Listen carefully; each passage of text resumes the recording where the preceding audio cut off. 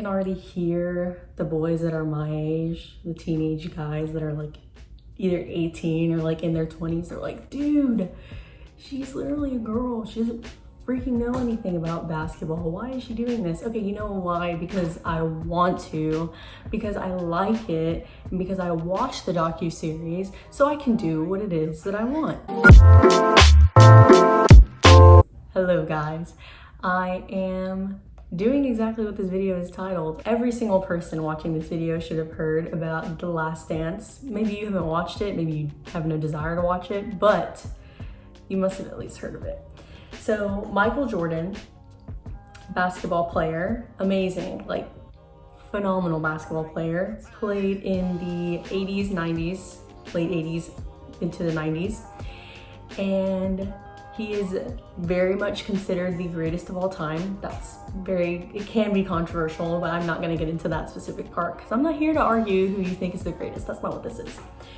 So, documentary was done, a docuseries. 10 episodes were released. It just finished just past Sunday, and I have a lot to say. Disclaimer, I don't watch a lot of basketball, like in general. Like, I'm not gonna sit there and watch an NBA game like all the time. I'll watch like clips. I watch a lot of like highlights on YouTube, and I watch a lot of like mic'd ups. I think those are the funniest things ever. So I watch all of that, but to say I sit there, follow with it, and understand everything that's going on, not necessarily. But after I watched this series, I said I have to do a review over this. I fell in love with the series. I fell in love with him. Like, I'd always heard of MJ. Obviously, I knew who he was. I'd seen his highlights. My dad is obsessed with him. Like, that was my dad's like basketball era.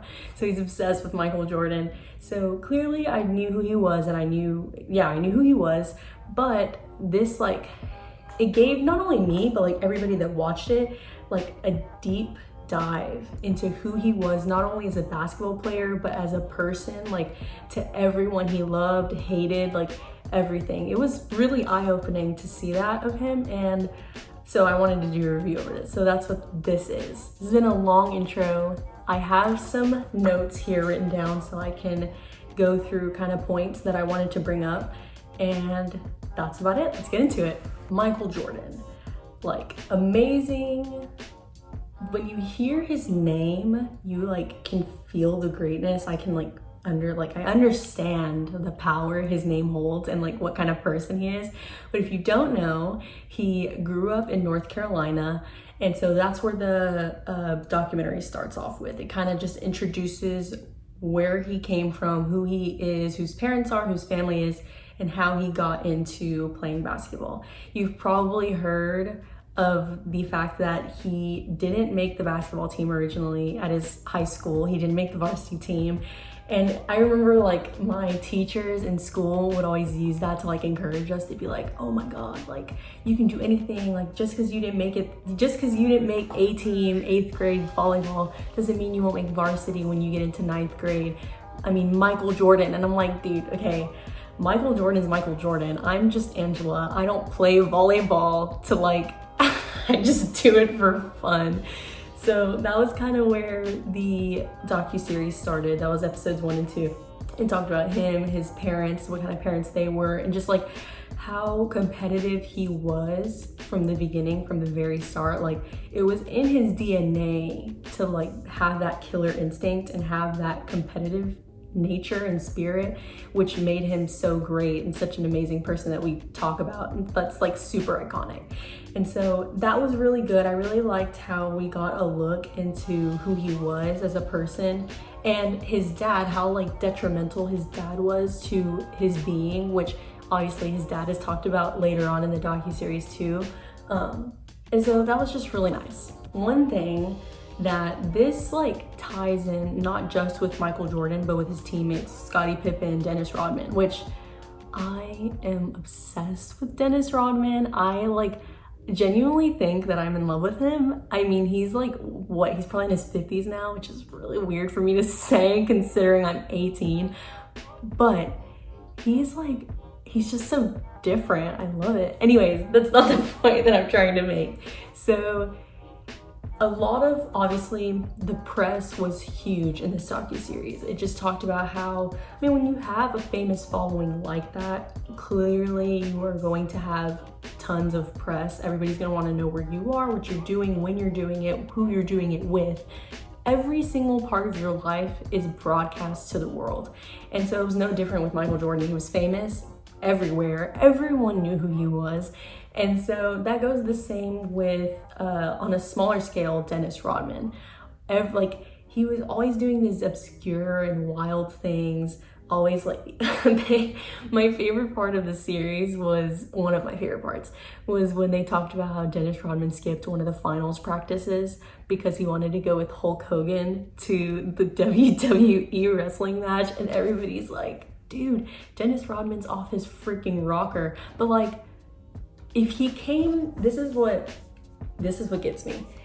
Let's say he does this. He goes with Hulk Hogan. He skips a practice. Okay, Phil Jackson, their coach, is probably like, I don't know what the F is going on. The press is like grilling him. They're like, dude, why can't you get your players together? And he's like, listen, if my player does what he needs to do to let some steam off, comes the next day, we have a finals game, and we win, he plays well, then what's the issue? Like, it was the same for Michael Jordan. So he would do all this gambling stuff, and obviously the press ate that up. Like, they were like, oh, he has a gambling problem, he needs help.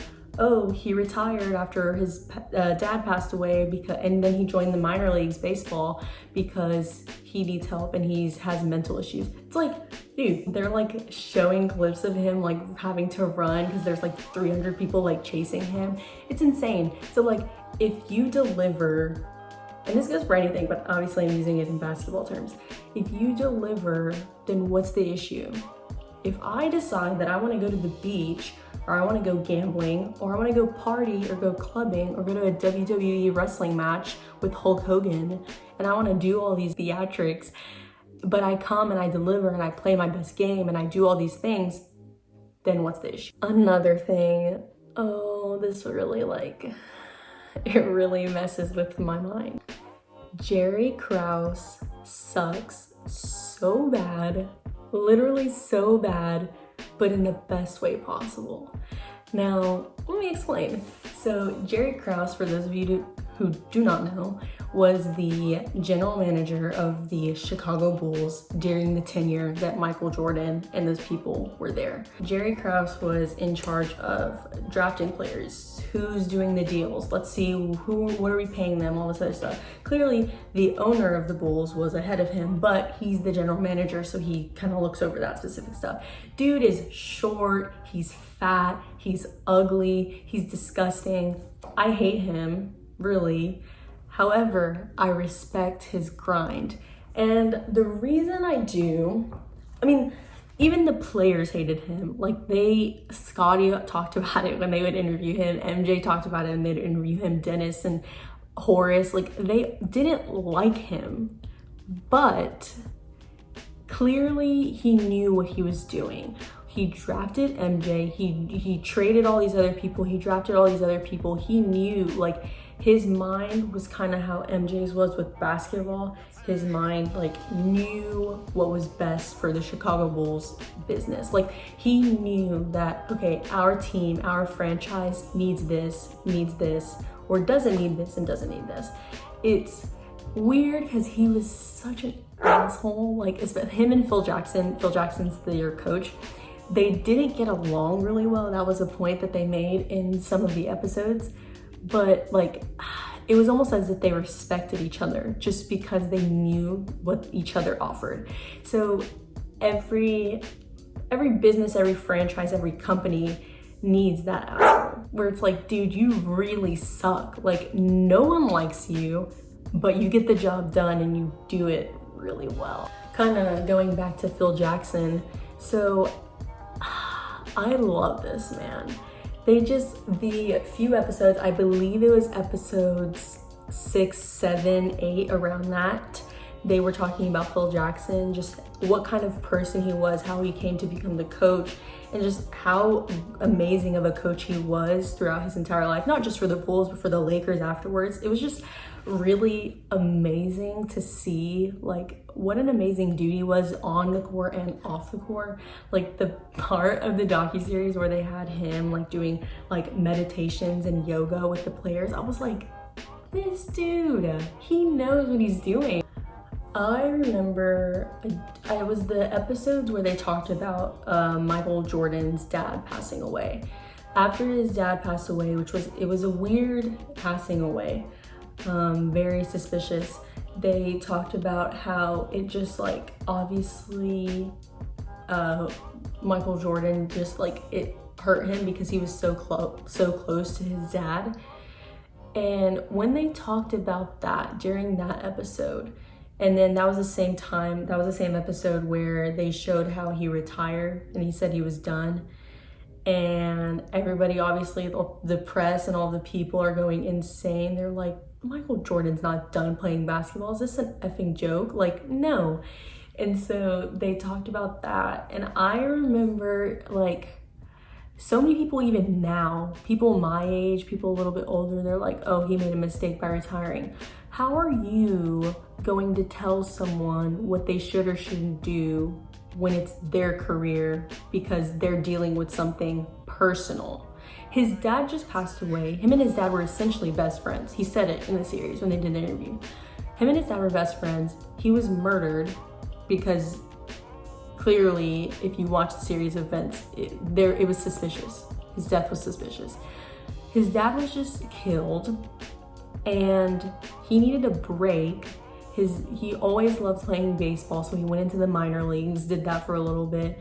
And all these people are like bashing him and telling him that it's like the same thing with Ginobili. Like recently, a few years back when everybody was like, oh, Ginobili needs to retire, dude sucks, like he's so bad, like why is he still playing? And it's like, okay, this is their life. And I understand basketball is a business. That's how it works. That's how it's run. But you're not in it.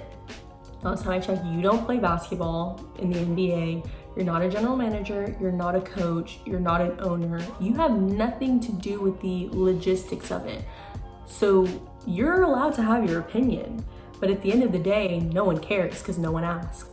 And that was like how I felt with this situation, just because everybody was like bashing him for like retiring and taking time off. And like everybody's like, oh, his mental health is just going, like, why do always people go to mental health? Maybe he's fine. Maybe he just needs a break.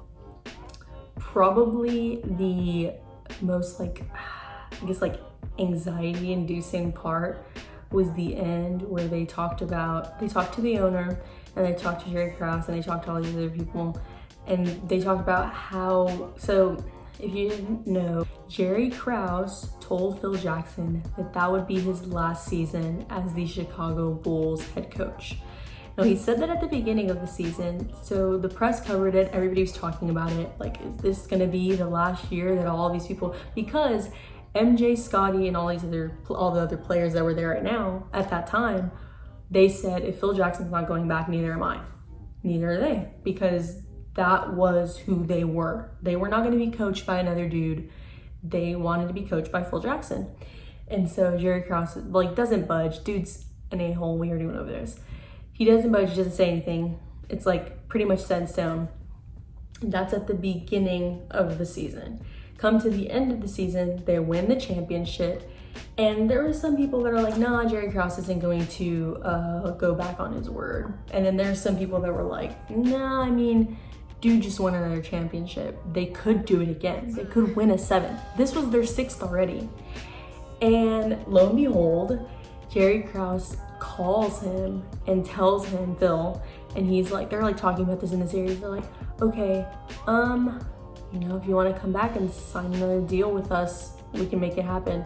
And Phil Jackson's like doing the interview with the docuseries. He's like, no, because you can't go, like, you build up so much anxiety, you build up so much stress. You said, okay, even if you go undefeated, you win every single game and you win, you get to the championship and you win, you're still getting booted. You can't be the coach. And then all of a sudden, you know, emotions are high, you just won, and it's like, oh no, I mean, it didn't really, it's okay, you can come back. Phil Jackson was like, no. That's basically what happened. And it was just so weird to watch because like the owner obviously was involved and everybody, all of management and it was just so weird. And you could tell Michael Jordan, like, they ended the series, episode 10, just talked about like how he's still hungry, like metaphorically. He knows that he can't go back. He's in his 50s, it's over. But he knows that they probably could have won again. And even if they didn't, they would have figured it out. Like, his entire thing was, let's go get 7, let's at least try. Like, everybody's always like, oh yeah, let's leave on a high. But he wanted to leave, let's just try again. He didn't want to stop when he was at his peak. And it was tough to see him like that just because he like knew what they were capable of. And so the fact that management, all of the other people were just kind of like, I don't know, it's a business, so I understand, but it just could have been handled so much better.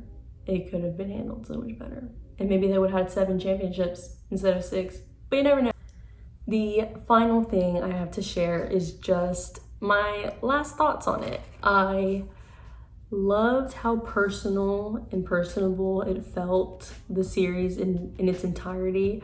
I didn't feel like I was watching some dude from another planet. That's obviously, he's great and he's amazing, but I didn't feel like I was outside looking in. I felt as if I was there like with them. I felt like I knew him. I felt like I knew all of the players. It just felt really nice to be able to see how it was, especially for me because I wasn't alive during that time. So I didn't get to see all the press constantly, like for myself, because I wasn't here. And so to just see that and get a glimpse into what it was really like was really, really nice. I loved the series. It made me want to start watching more basketball now. And just get into it more than I am. Thank y'all for watching. If you liked it, give it a thumbs up. Make sure to subscribe, all that fun stuff. And if you want to check it out, I actually wrote an article over the same thing that I just talked about, and it'll be linked in the description on my website. Oh yeah, looking all good with the nice things on.